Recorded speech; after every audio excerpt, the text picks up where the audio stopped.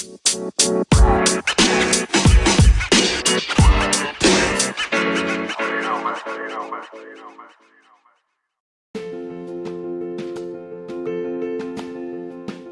I'm going to just go ahead and invite Jay Shifman up to share his story. So let's give it up for Jay. Welcome to the Choose Your Struggle podcast. I am your host, Jay Shifman.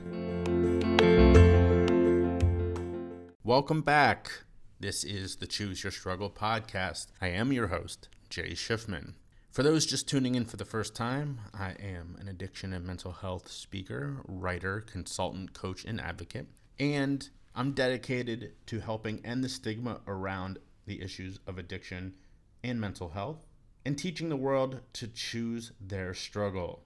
If you're not sure what that means, check out the last episode of the podcast.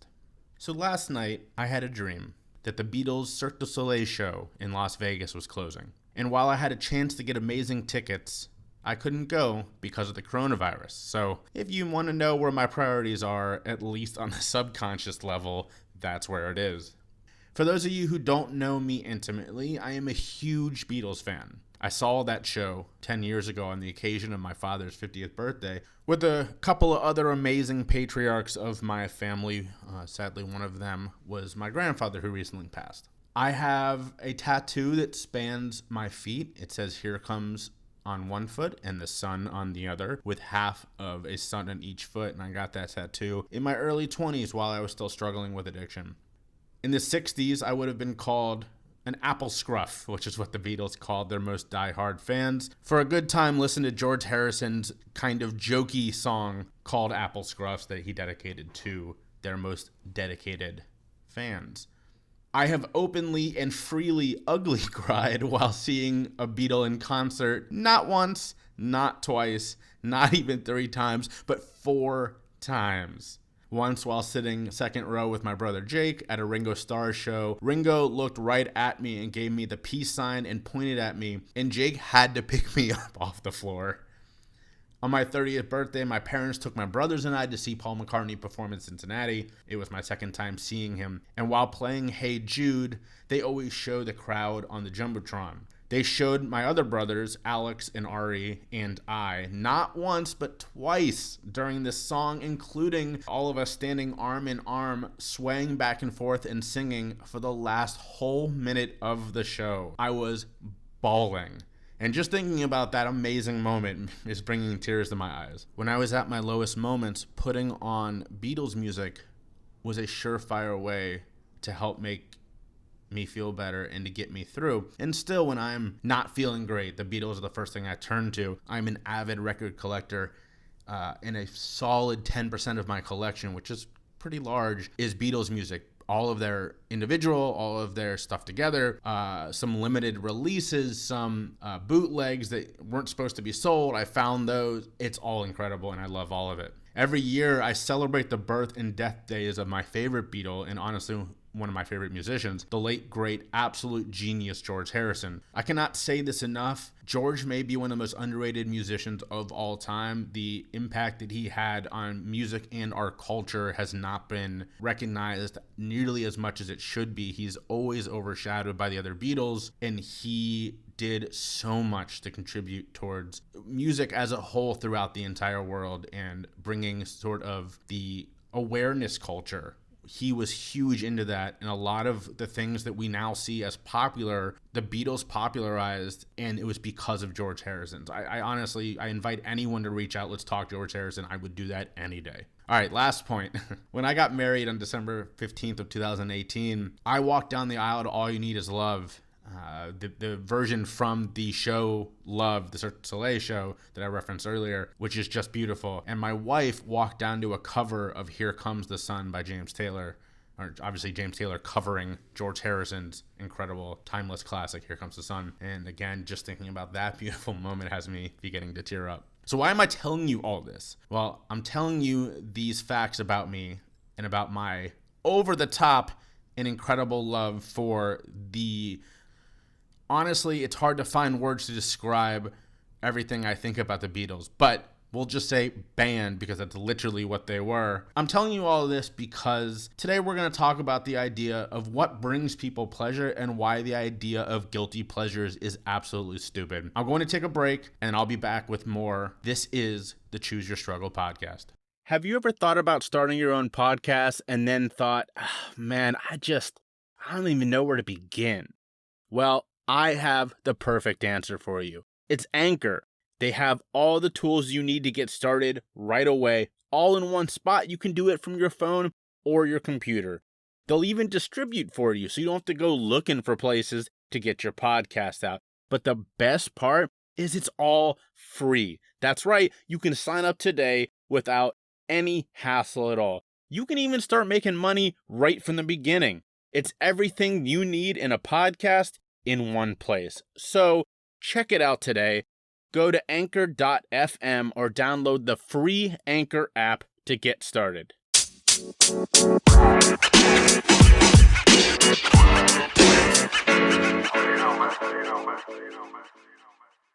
Welcome back to the Choose Your Struggle podcast. I'm your host, Jay Shifman. Originally, when I set out, this podcast was supposed to be a twice a month kind of thing, maybe with some special editions thrown in, as you've already seen. Here's the thing. The coronavirus is keeping us at home, and this is the right thing to do. And while industries like mine are far from the most important, it is impacting my life in a way that is not fun, that is not... It's very real. I'm saying all that to say a lot of the work I do has been drastically reduced or changed in some way. So this podcast is now going to be a weekly thing for the time being. I hope I get to a point where it becomes twice a month again. For right now, this is my outlet. This is my availability to continue doing my job. So thanks for listening. The last little piece on that I'll say is this. Right now, you have more reason than ever to reach out. If you are struggling, if you are engulfed by the sort of anxiety that is incredibly justified at this period in time, do not sit with it. Do not keep it in. Reach out.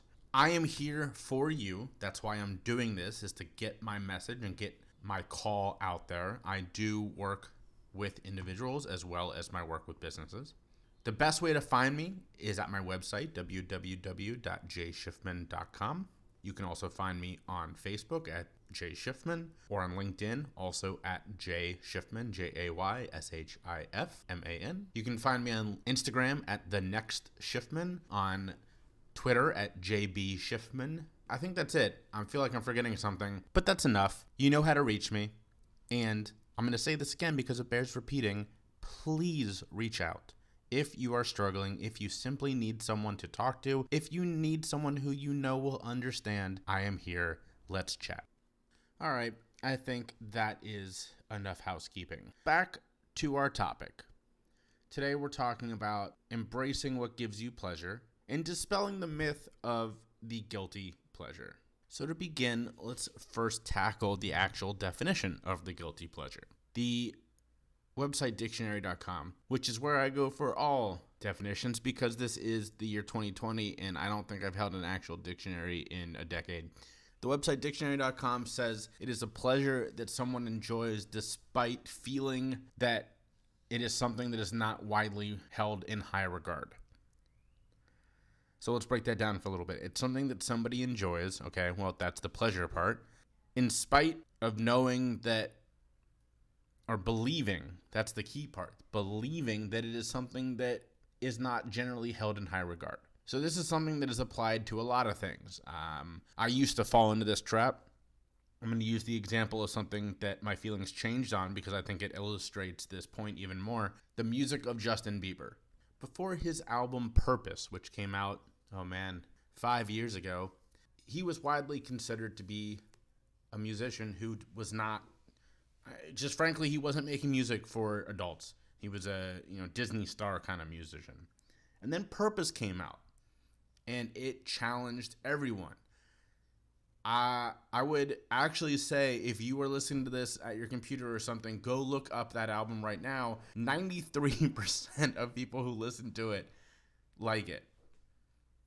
So let's go back to that definition for a second. By that definition, it is not a guilty pleasure. But that's not the key piece of the definition, right? 93% of people liking it means a lot of people like it. By that definition, obviously it cannot be a guilty pleasure, but we're overlooking a key piece of the definition, which is that one enjoys despite feeling that it is not widely held in high regard. Feeling, that's the key piece there. So that's why I want to talk about this issue. I love the album Purpose. I think Justin Bieber knocked that album out of the park. And here's the thing, I'm not alone. Like I said, 93% of people on Google like that album. That's more than like pretty much anything in 2020. You could put puppies online and you would find more than 7% who would find an issue with the word or the idea of puppies. So that's pretty incredible. A couple other things that I like that fall into this category. Stick with music for a second. I've already talked about the Beatles, but the music of Kesha, love Kesha. I consider myself an animal. What's up? I've seen her twice. She's incredible. Also in music, a little similar, the music of Ariana Grande, especially her last album, Thank You Next, is just like lights out. The album is fantastic top to bottom, but not only that, a lot of really great mental health themes on there. I love it.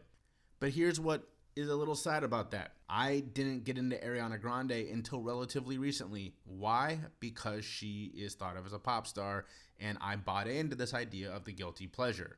So let's unpack that a little bit more. There would be no one laughing, balking, questioning if I was a 16-year-old girl and I loved Bieber and Kesha and Ariana Grande, right? That's just, it comes with the territory. But these expectations are what fuels that part of the definition of guilty pleasure that is problematic. A 16-year-old girl wouldn't have the feeling that nobody else likes the thing she likes, in this case, the music that I'm referencing. Why? Because it's expected. A 16-year-old boy, now I don't know, things may have changed since I was a 16-year-old boy literally half my life ago. I'm 33, okay, a little bit more than that. But thinking back to my time as a teenager, if I had liked Ariana Grande, people would have laughed because the expectation is that I would not. So then it does become, by that definition, a guilty pleasure because I have the feeling that it's something that is not held in high regard to the people that I consider my in-group. So what I'm saying here is, if the definition itself states that it's something that people enjoy despite feeling, well, feelings have context, and as I just illustrated, everything I discussed would only be a guilty pleasure, quote unquote, for certain groups, again, giving it context. We're starting to see that this idea, this phenomenon that we've all embraced, the idea of the guilty pleasure, is not built on a solid foundation at all, but is built on a shifting foundation of sand, right? If we simply changed a few of these contexts that apply to the idea, all of a sudden the idea crumbles. So think about that for a second. Is there any positive that comes from this? No. There's no positive that comes from the idea of the guilty pleasure. There's plenty of negatives, however. I'm going to take a break, but when I come back, we'll talk about those negatives and why they matter. Thanks for joining the Choose Your Struggle podcast.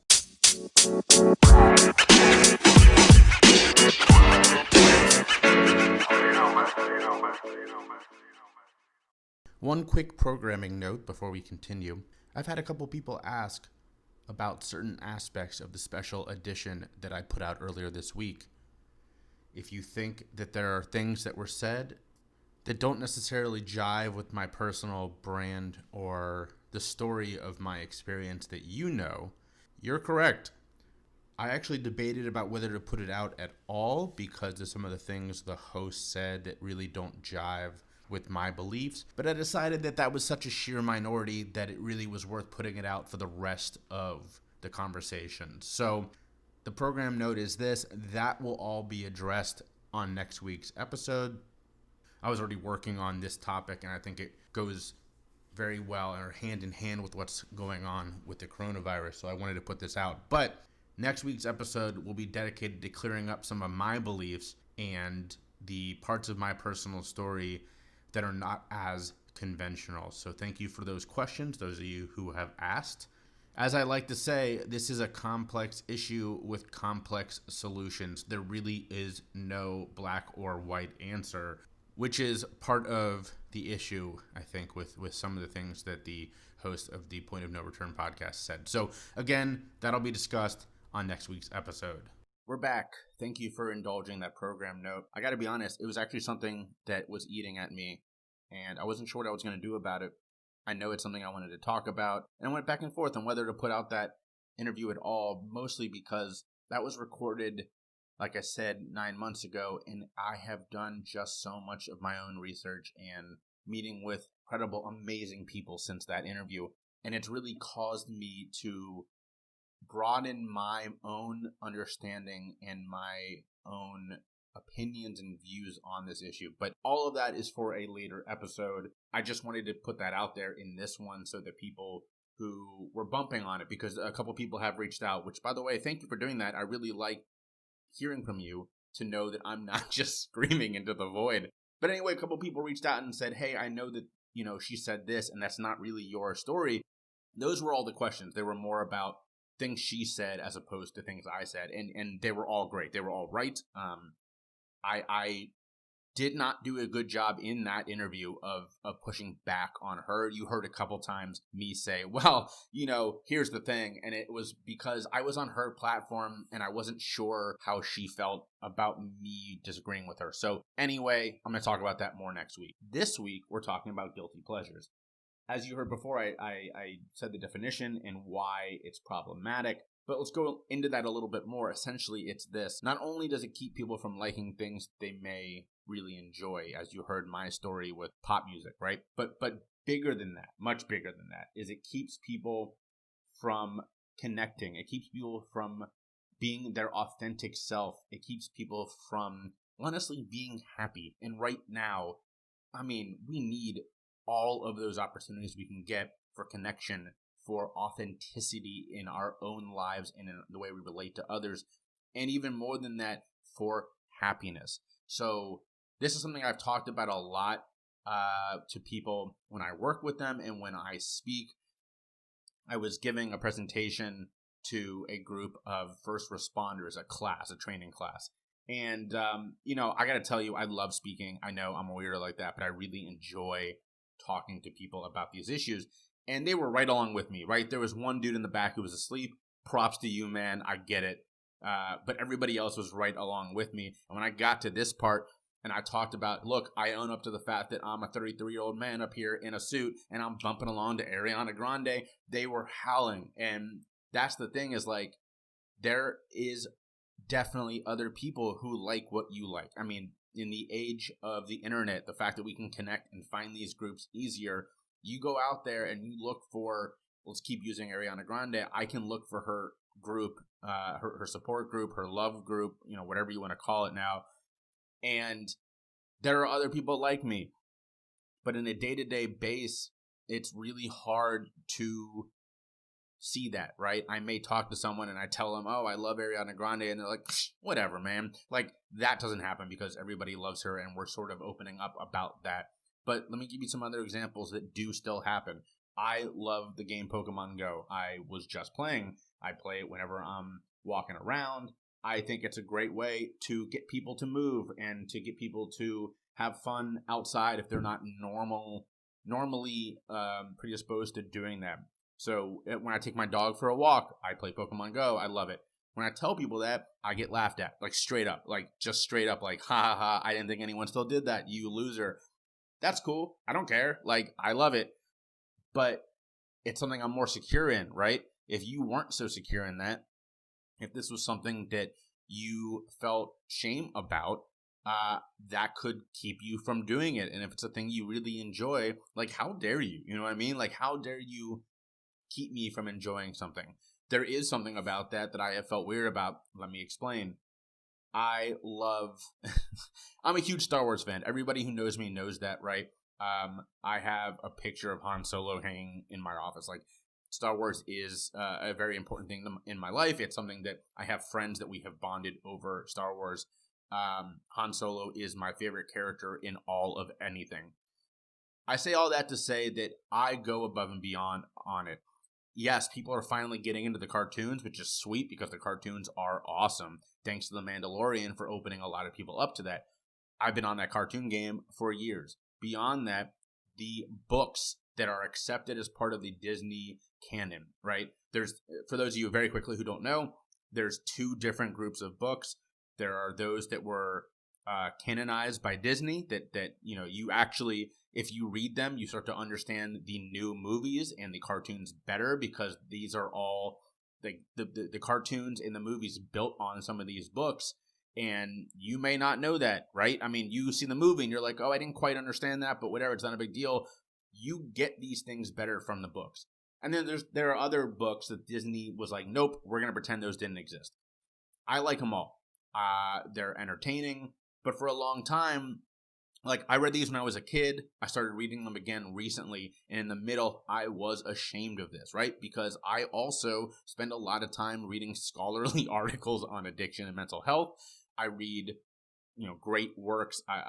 John Steinbeck is one of my favorite authors, right? So it's like, how do I square that circle? Well, here's the thing. You don't have to. So props to Andrew Stocky, a really great friend of mine, one of the guys who was in my wedding a year plus ago, lives up in Cleveland, big Star Wars fan. We talk about it all the time. He was kind of like, hey, man, like, why don't you give these another shot? And I was like, I don't know. That was the thing I did as a kid. And he's like, no. He's like, look, you and I talk about the cartoons like, we do about the movies. If you're into the cartoons, you got to check out these books. And so I started, I picked up one about my boy Han Solo, and it got me. And over the last year, I've been reading a whole lot of these Star Wars novels, and they're awesome. They're a great way. Right now I'm reading this amazing collection of scholarly works about addiction, specifically about the stigma of addiction. I'm reading that. I'm reading JFK's Profiles in Courage, because I'm kind of going off that model a little bit for my book, Profiles in Change, that is out hopefully next year, if it's not delayed by the coronavirus. And those are super heavy, and they're super interesting, and I love both of them, but they're not easy reads, right? They take work. Whereas these Star Wars books, I can kick back and I'm immersed, and I don't have to think. I can just enjoy a story.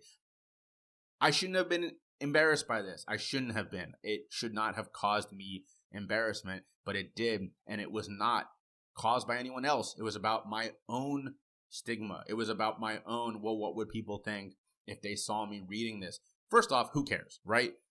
Like, honestly, who cares? If it brings you happiness, do it. As long as you're not hurting anyone else. That is my message. If you are not hurting anyone else, just do what makes you happy. That's point one. Point two, like I said, I'm also reading things that are on the complete other end of that spectrum. The scholarly works collection on the stigma of addiction is hard. It is a tough read, and it's because scholarly works, like things written for higher ed, you almost need translators. Like, it is not easy reads, but it is incredibly impactful. And so to go from that, like, I have no qualms about taking that with me to a coffee shop. Not right now, obviously not going out, but normally I have no qualms about taking that to a coffee shop and reading that over my morning cup of coffee and a bagel. Why would I feel any different about Star Wars? And let me tell you something. I've had more conversations started by someone seeing me reading a Star Wars book than they have by someone who was like, oh my God, what's that book about addiction? Now, obviously, the stigma is very real around that, and there's a lot less stigma around reading a Star Wars book than there is about reading a scholarly work about addiction. But the point I'm trying to make is that that was all in my head, and it was all because of society's sort of understanding or the expectations that those books are for kids. They're not for me. So that's kind of my point, is that who cares, right? If you enjoy it, if it's something that you enjoy doing, who cares what society's expectations are?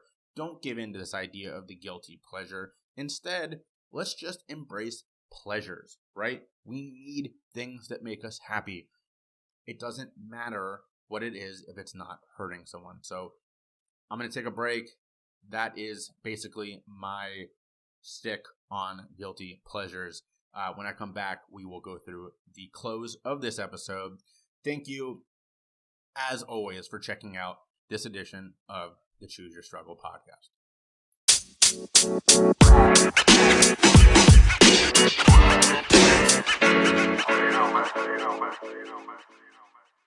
Before we close, I do want to say this.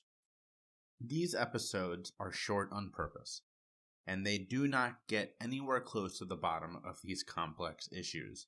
Yes, I like to think they go a little deeper than 30,000 feet, but they are, at the end of the day, just one man and his opinion. So, please reach out. Please let me know if you agree or disagree.